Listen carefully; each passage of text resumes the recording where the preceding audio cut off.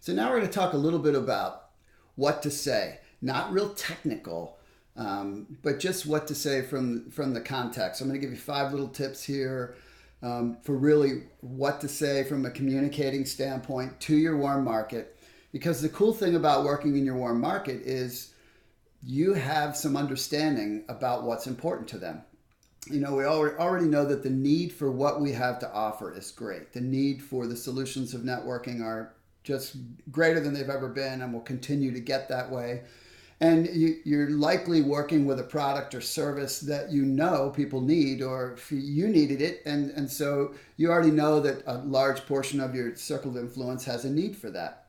And so when you're talking to your close circle of influence, that your friends and family, you can target the conversation because that's exactly the way you would talk to them if you found something that would help them, or that is important to them, right? You would talk to them specifically about it. You wouldn't conjure up any funny way of communicating. You would just talk to them about it. And so you can talk to them in a very targeted way, and it makes it very, very effective. So the 5 little tips, the first one is open the conversation, connecting specifically to the thing or the need that you know that they have. Not what's important to you, but what's important to them. And you can do this by saying, I remember that you said da da da, or I remember that you were trying to do this, or I know, right? If a lot of your warm market, right? And they know that you know. So you can say, I know that you've been trying to do this, or you've been trying to do that. Or the last time we talked, you said blah, blah, blah, right? All these things are pure connectors that make it very real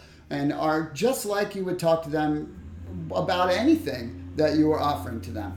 Then the next thing you might say is, I think I found something that might help you, right? You could say, you can put your own words to these, but in effect, that's what you're doing, right? You're now letting them know, hey, I know that this is an issue for you, and I think I have something that might help you, which they're immediately going to be open to hearing about. And at this point, now you should step back for a second and say, let me tell you a little bit about how I found out about this. Because then that gives you the opportunity to share a little bit of your story and that you've started a business. Because now you're opening the door wide as to why you're doing what you're doing, and it connects to their need. So this is a really cool thing.